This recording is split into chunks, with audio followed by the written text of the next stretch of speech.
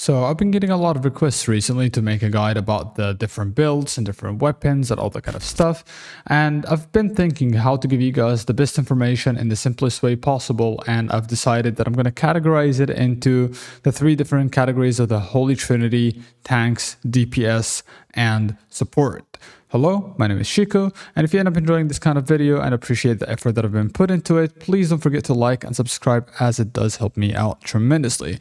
And feel free to let me know down in the comments which weapons are going to be playing, and if you want something more in-depth, please come check me out on Twitch, as I would be happy to help you guys with any build you need. With that out of the way, let's get right into it.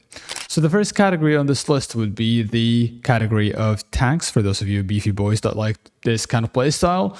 And I have to say, after a lot of thinking, I've come to the conclusion that the sword and shield would be the only weapon that I would actually choose in the tank category, for the simple reason that no other weapon comes even close. A lot of people could argue that, okay, maybe greatsword could actually do some tanking, but after a lot of gameplay time and thinking it through, I don't think honestly greatsword would make for a decent tank even, let alone a good one. So that's why sword and shield would definitely be the way to go. I do, however, have a few different recommended builds that I would like to share with you, and the first on the list is the sword and shield and the greatsword. And the reason for that I like this build and that I'm recommending this is because this build is just an absolute menace on the front line. It has a lot of CC, it has a lot of survivability, it even has the reflect on the counter barrier. It just has everything you could get in a build. Do keep in mind, in terms of combos, I wouldn't really have any combos for tanks because everything is situational. But I do recommend, however, for PvE, since this build is PvP oriented, for PvE, try to level up your Valiant Brawl to blue as soon as you can, as it's going to be your main damage ability early on. And obviously, you will not have all these skills early on, so feel free to fill it up with whatever you need from the Greatsword to have an easier time, obviously, with your PvE. Or best thing you could do is have a duo or whatever party that is helping you out through the PvE content. The second build on this list is the sword and shield and wand and tome. And this is a build that I've been asked by a lot of people to make because a lot of people wanted to play the Holy Paladin, and here it is. So this is exactly what I would build for the sole purpose of the fact that I would want my wand to have the sleep and the spread for Karmic Haze, as you could potentially do the sleep on one target, spread the sleep around the area, and basically in small scale skirmishes you would have an easier time putting multiple people to sleep, fighting less people, having the number advantage, all that kind of stuff. Also do keep in mind that I would, to be honest, be down to change Spectrum Agony for something else. So feel free to play around with this and replace it with whatever you need, as it is not really the most important and it can easily be replaced with any of the healing abilities or passives in the wand area.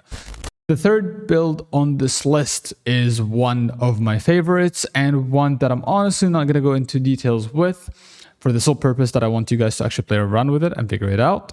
However, all I'm going to say is this build is going to be really fun for the people that are going to tackle into it, and the hint that I'm going to give you regarding this is evasion. So do with that what you will, and let me know if you end up enjoying this build. The second category on this list is the DPS category, and one of my favorite builds by far would be the Greatsword and Dagger. This build is just like an absolutely disgusting critical build. You would have all the CC you need, you would have an insane amount of crit, and the passives are all picked properly to give you the highest crit damage you can possibly get. Just to break down this build, you would have to level up your Valiant Brawl once again to the max level, because that is going to be really strong early on to help you out with leveling. So make sure to get this one to blue once again, because it's really solid for PvE. And the way I would play this personally, early game, you would not have all the skills obviously, so your combo would essentially be to try to wait with the block with the Greatsword to get a stun off and use Valiant Brawl. So you could feel free to pull multiple mobs. Once you have the Fury attack the purple circle, just block and then do Valiant Brawl. You also would unlock Death Blow at some point and Stunning Blow, and you could also use these to get even more damage, because this one deals more damage on stun targets. And this is essentially going to be your early game combo, quote unquote. However, as you get to end game and you actually have access to all of these skills, you would essentially have the combo of, you could go with Shadow Strike, make sure to level up Shadow Strike for the PvP, get it to at least the root, even preferably the silence. So essentially you would just dash into the target, do the ankle slash for the knockdown, pop the poison. Once you pop the poison, you will get all the extra critical just by having one stack of poison on someone. And then you would essentially follow up with all your damage. And once they're not stunned anymore, you would follow with the stunning blow, Valiant Brawl, and you still have also camouflage if things get sticky to get out of it. And also you have frenzied for any situational extra finishing damage. So overall, a very solid build, and the passives were just picked, as I mentioned, for the extra flat numbers for all the damage you need. And I think Barbarian's Dash would be really good to help you catch off targets after each kill or after using a movement skill. So yeah, this is basically the theory crafting behind it, but if you want more in-depth stuff regarding this, please do let me know down in the comments. The second build here that I think is worth noting is the sword and the long bow. Once again, similar to the dagger, it's still going to be a crit build. However, in this instance, the bow is just a support weapon, and we're going to be using the ensnaring as it will help you catch targets with the root, and also the purifying touch for the breaking CC, and blitz for resetting a skill. Similar the combos, same as last weapon combination. However, in this one you have Devoted Shield, which will actually keep you alive in sticky situations against people that apply enfeebles on you, and Firm Aim for that additional critical damage on rooted targets so that you can even increase your crits even further. Another build that I think is really good to note is the Dagger Crossbow. And this is for all of you dagger lovers out there, including myself. And this is honestly a weapon that I will be playing, and I'll be playing the Dagger Crossbow combination.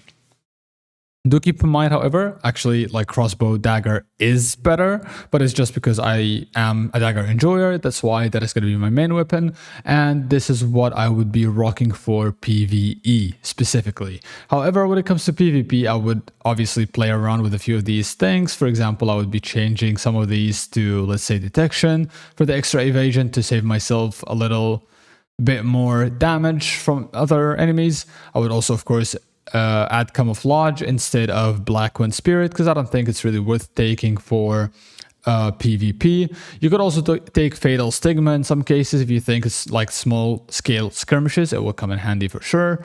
And you could basically play around with these, but definitely do not take out Nimble Leap or Selfless Erosion, as those two are going to be mandatory pretty much. However, you could take out, for example, Quickfire and replace it with anything you need, like Ankle Slash or stuff like that. And this is basically what I would roll with the Dagger Crossbow. The second build here on the list for Dagger is the Dagger Longbow, and this is also one of my favorite builds, even though I'm personally not going to be playing it. However, after a lot of thinking, I came to the conclusion that I don't really need any of this for the Dagger. Like, all of these don't benefit me in any way, shape, or form, except for the Firm Aim and the shield. The shield obviously to keep me alive even longer, and this one for the extra crit, as I mentioned. And the rest is all dagger, because the dagger just gives me a lot better options and a lot better passives as well. So essentially for this build, you would take the bow just as a support weapon, and also to get the reset on your biggest hitting abilities, but overall you'd be playing dagger all the time. Of course, early on, before you unlock all these skills, you can feel free to use some of the damaging abilities from the bow so that you can have an easier time with the grind.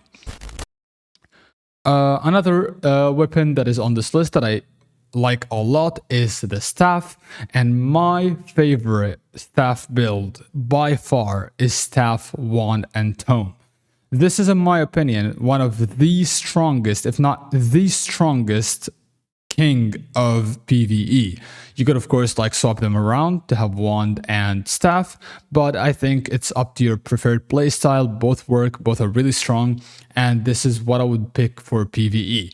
The way I theory crafted this is simply the maximum amount of AoEs with the maximum amount of damage, and just like a lot of curses, a lot of explosions. You have like the Kamehameha Beam of Disaster for those of you Dragon Ball Z lovers, and overall, a very solid AoE build with a lot of damage, and it's just a monster in PvE events and such. So make sure to use this if you are doing PvE, as this will help you out tremendously. But when it comes to PvP, I would swap out a few things here. For example, I would take out Inferno Wave, and I could swap it out with Smoke Screening Frost. This is for the disengage to help you stay alive a bit longer.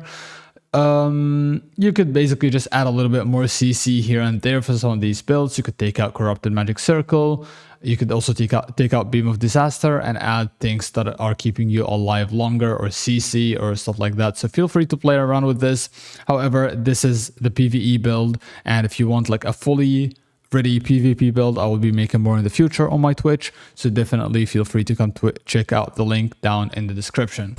The second build on this list for the staff is Staff Longbow, and this is a build that I've been requested to make by a lot of people, and I honestly think it's a very solid build.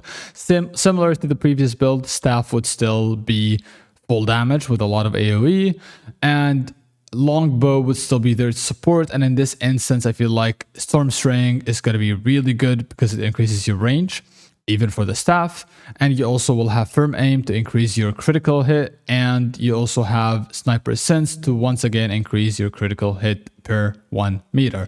Overall, still a solid build. It might even dish out some more damage than the previous build because of the extra range and the extra damage on range and all that kind of stuff. So overall, I think this build will be very solid. Do keep in mind once again that this is a PvE build, and you should swap accordingly, because for example in PvP you must take this shield, and feel free to play around with the build accordingly. And once again, if you have any questions for PvP builds, let me know down in the comments. Another weapon on this list that is beloved by a lot of people is the bow, and if you're going to be playing a bow main, obviously like the staff bow, you also have bow staff. Similar to the staff route, you have the bow this time as the main, so obviously we'll be taking more skills from the bow, and in this case I'm just putting these as fillers for PvE in terms of the staff. But if it's PvP, I would recommend you take things that actually are more for versatility rather than damage, and that is where this build shines. So basically I would swap these out, and I would take things like, so once again, Smoke Screen is amazing. This one is a must for PvP. I would take Icebound Tomb because of the CC, and the freeze, same thing for Ice Spear. So basically these are skills that I would look to take. And once again, as a reminder, Devoted Shield is a must for PvP builds. Another weapon that I also like to pair with the longbow is the crossbow, and this is also stated in one of the passives. It's literally made for bow and crossbow, Roxy's Arrowhead. And overall, this is going to be like your, sniper build for those of you that just love the bows and the crossbows.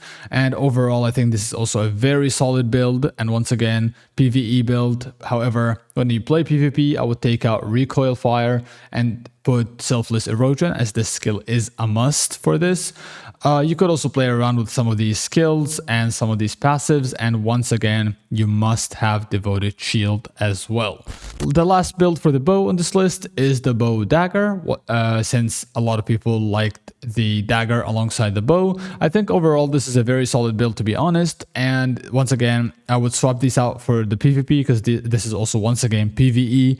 For the PvP, however, I would definitely take Camouflage. I feel like this is a must-have skill for PvP, as it does help you get out of sticky situations basically for free. Always take out Blackwind Spirit when you're doing PvP. It's not worth having. You could replace this with maybe Fatal Stigma or Ankle Slash, and as usual, add Devoted. You can take out Ensnaring, for example, and that wouldn't matter too much in PvP if you are losing out on the reset anyway. And lastly, for the last category on this list, we have the Wand and Tome, but this one is a DPS build, and I feel like this is also one of these builds that are going to be really underrated. I've seen a lot of people that want to play Dagger, Wand and Tome, and to be fully honest with you, I do not think that is ideal in any way, shape, or form. However, if you play wand and dagger, then that's a whole different story. I could see this potentially working.